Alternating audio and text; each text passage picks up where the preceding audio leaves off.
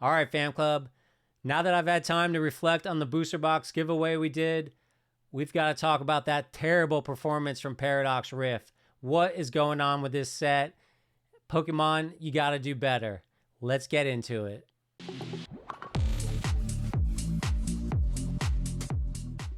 All right, first up, we got to talk about the current market value for Paradox Rift. I plugged in the numbers from yesterday. I think from 5 p.m. yesterday, I plugged in the numbers, and the set's holding up pretty well. It's rocking at about $923, $24 right now. It's being held up by Roaring Moon and Iron Valiant, special illustration rare cards. It's been a month now. I'm really not sure what is making those cards so valuable, especially the Roaring Moon. Sure, it's fantastic in the TCG game, but are a lot of gamers going out and blinging out their deck with a $100 card? I don't know how good Roaring Moon is in the video game to warrant people paying that much. You know, it's been a month now. I would have thought that Roaring Moon special illustration rare with a drop. I think the only thing holding it up is just how difficult it is to get and how many people like to get cards just for the fact that they're difficult to get. Sure, it's a gorgeous artwork. I absolutely agree. But I would never pay $100. When I have a choice of a Charizard V alt art from Sword and Shield with Venusaur in the background in a battle scene that's also in the $100 mark, I'm going to take Charizard every time. I'm going to take that card. I'm not going to get this Roaring Moon card when I got $100 to get whatever card I want. Now, sure, a lot of the people, they may already have both. I don't have both. So, you know, it makes me wonder just what is holding it up at that high of a value a whole month after release. And I feel like it's just people chasing a chase card for the fact that it's valuable, and maybe people playing the market a little bit to see if, you know, buy in at that $100 range thinking it's going to just continue to go up. I don't know. We'll see. We've got a huge gap between now and Paul D and Fates. It's definitely, people are only going to be ripping this in 151 for the most part. Clearing those shelves out is what I think Pokemon's game is at this point. Let's not put anything out over the holiday season. People are going to have to clear out what's already been printed and, then bring them back in with Paul D and Fates end of January. So as I said, overall, the entire set, not including reverse holos, is going to set you back about $930. By comparison, Paul D Evolved is currently sitting at $750. So other than it's newer, what's really setting this set apart from Paul D Evolved? Paul D Evolved has all the starter Pokemon from Scarlet and Violet. So if you're looking to collect Pokemon, those are the ones that everyone is setting out to play with in the video game right from the get-go. You pick one. They have all the great cards with those guys. Those cards have not held up. Those special illustration rares have just completely tanked. Meowscarada EX, it's down to the $12 mark. There's really nothing. The Iono SIR is still doing really well, $85. I guess I would take Roaring Moon over Iono, so I do think that it should outperform that. Iron Valiant, also a very cool card. Not outperforming Iono. Again, that card is being held up by simply the fact that it was so sought after in Japan that it's just driving it up. There's some other cool illustration rares, special illustration rares in Paul D Evolve, like Chi and Pao, Chi Yu. Very cool looking cards. Sub $20, sub $15. Squawkability, $15. Really, Paul D Evolve is kind of hurting. Can we see Paradox Rift getting to that point? I absolutely think it can. You know, why is Roaring Moon being held up so high? I feel like it shouldn't be there, and it's going to drop. My beautiful Garchomp EX card, market value $27, $30 right now. The Altaria EX, these are the cards that I think are super awesome. $25 market value. Tapu Koko, $20 or less. These Pokemon have been around forever. What's holding that Roaring Moon up? Seriously, tell me, guys. You can see illustration rares of Groudon and Morpeko. Fantastic looking cards. Pokemon that have been around forever. They're doing fairly well. $26, $27 for the Groudon, and Morpeko is down at $18. Paul D Evolve doesn't really compare when it comes to that. So I do think that overall, Paradox Rift is a better set than Paul D Evolved. And but I think that the value of it is going to get closer to Paul D Evolved as time goes on. I'm kind of surprised a month later it hasn't happened already. So let's talk about the pull rates, right? We talked about the pull rates well before the set was getting in everyone's hands. I said that it was going to be an extremely difficult set. As we saw from TCG Players' reported pull rates, they opened 8,000 packs and showed us that special illustration rares are only coming up 1 in 47 packs. That means that you clearly are not going to get one every booster box, and we proved it this weekend with the rip. We got shafted. Thanks a lot, Pokemon. No special illustration rare in our booster box to give away.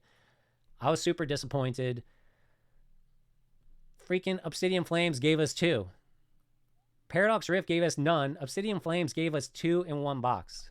That's why, that was super fun to get that and even have the chance of that happening is crazy. Sure, Ice Cube's not that exciting, but hey, still very cool card. We completely got the shaft.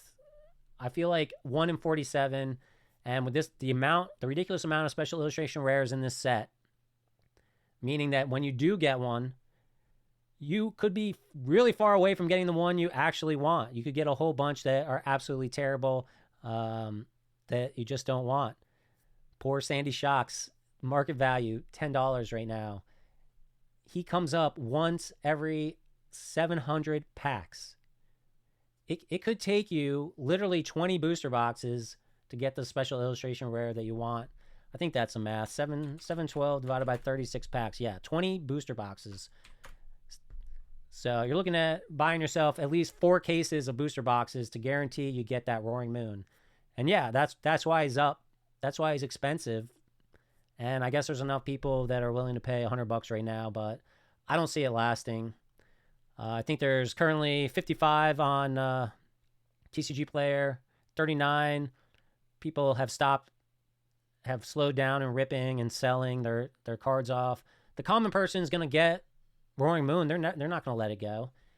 So that's where we're kind of at.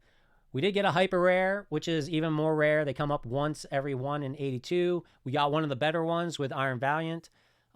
There is not the most expensive hyper rare is $16, and again, it's that Roaring Moon, and it's not even a great looking card. Still, he's good in the TCG game. I'd pay $16, I guess, to use his card. I'd rather pay $6 for the EX. I'd rather have all 3 or 4 EXs, however many you put in a deck, to be the same one. So I would get the base EX for $6 each myself, because I think the EX looks great. So that's the one I would play with. I'm definitely not getting 3 or 4 $100 cards to put in my deck, and I don't like mix and matches. So I don't want one SIR and then 2 or 3 other basic EXs in the deck. Maybe you could do 1, 2, 3, all 4 different ones, but that's kind of obnoxious. So I plugged all of the cards that we did get into my little tracker. If you remember, and I'll show you here now, I basically estimated what was the best possible value you could pull out of this set if you hit everything right in your booster box, and it's currently sitting at $210. That means you got to get the Roaring Moon special illustration rare, you got to get the Roaring Moon ultra rare, and a handful of other cards that are really high value. You got to get the Groudon, and you'll essentially get $208 out of your box. But if you hit all the worst items, you're going to get $29 worth of value out of the box. Shockingly, we slightly beat that. And basically because in the worst, you could get Sandy Shocks, which is about a $10 SIR. We got a $12 hyper rare instead. And we were lucky to get a Roaring Moon EX card for somebody. And even the Goldingo EX is selling for $3. And we got a few really good illustration rares with Iron Moth, Mantike, and Slitherwing. We could have gotten like Dottler, who's going for $1.76. And there's probably actually the worst is probably even more worse than when I originally tracked this, because like Loudred was the worst back then. And now I can see right here, Crustle is going for $1.64. 22.56. You can get 22.56 worth of value out of your booster box. It's always like that, but this just seems way worse than normal. The fact that you can completely not get an illustration. We could have not gotten that. We could have gotten the worst gold card, which is $7. We ended up pulling 38.85 worth of value with the cards that we got. Of course, that doesn't count any reverse hollows, any rares. There's no rare over 25 cents, basically. So I don't even bother tracking any of that. You're not going to waste your time selling any card under $1. So because the fees and the shipping are just going to kill it. You've got to sell for at least, I think, $1.69 or something like that. Giggity. So in short, I just think it's a real shame that Pokemon has made it this difficult. I don't mind that it's stacked with special illustration rares, but I feel like they should come up at least once in a booster box. So 1 in 36 on average. Even if they were 1 in 36 on average, let's see, how many are there? There's 15 of them. So that's still 540 packs to come up with them. And so you're still looking at buying 15 booster boxes in order to have the minimum amount that you'd have to purchase to get all of them. And that's only if they're printed exactly the same and you're lucky enough to sequentially get them all in different boxes. So I really think Pokemon needs to dial this in a lot better. I think that there was only 4 special illustration rares on Obsidian Flames. So it's super easy, obviously, to get them, and they come up quite often. That was just too easy, and I get that. And the set has reflected it. It's not flying off the shelves. They've got to get it back to a better sweet spot. The artwork in Scarlet and Violet is so phenomenal.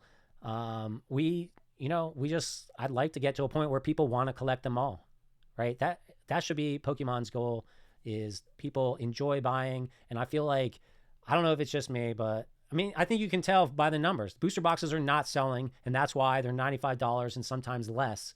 And if it's killing the economy of Pokemon. It's killing, you might say you're just killing scalpers. Well, you're not. You're also killing game stores. Local game stores are having a hard time selling. When they've got to sell booster boxes for $85, they are not making any profit.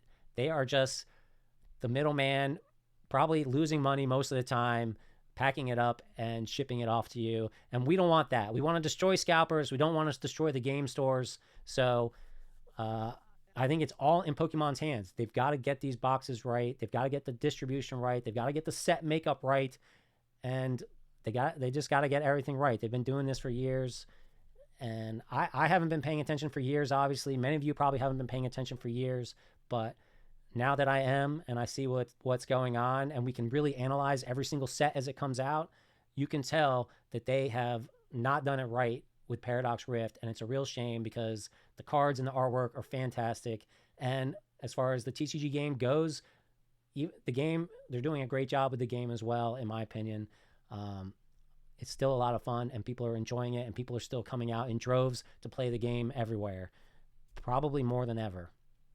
All right, fam, that's all I wanted to talk about today. Let me know your thoughts on the topic. I hope you guys are having a great week. I'm going to do a rip for tomorrow, so we'll catch you in the next one.